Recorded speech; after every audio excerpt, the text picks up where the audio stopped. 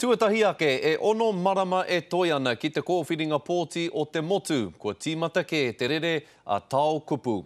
Hei tā Winston Peters kei te tuku pūtea te kāwanatanga ki te māpū mangaru me te māpū mangu kaha.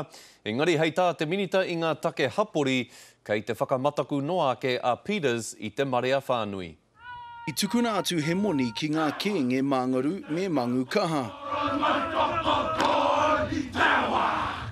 Koina I te wero a Winston Peters ki te minita take hapori.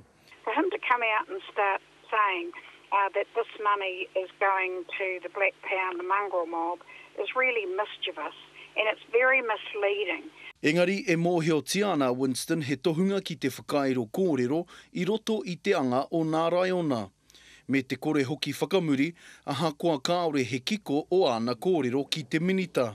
Well, I asked why was the Prime Minister and Tariana Turia taking money from a community grant scheme and giving it to the mongrel mob and Black Power. Engari tērā no te matatau a Tariana ki te ārai atu I ēnei whakapai. His allegations are completely false and he should make sure that he's got the facts before he starts getting out there, politicking, creating fear in communities and trying to win votes. Well, really? Well, why don't you tell us where the money went then? Why doesn't she tell us what happened here? And why doesn't she deny it? Aha koa toru taua Winston e ngaro atu ana I te koraha, kei te koi tonu te ariro ki te whiu kōrero. And to be frank, he's not even being fair to the gangs.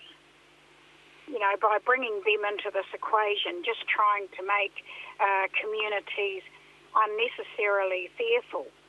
Look, she's been found out. She's been taking money from hard-working community organisations that obey the law and giving it to a bunch of criminals. Heoi, mena he kōrero whai pōti noa e nei, ka kite I te ono marama e tū mai nei. Engari ko te mea nui, ko Tariana kei roto I te whare, ko Winston kei waho. Roihana nuri, te karere.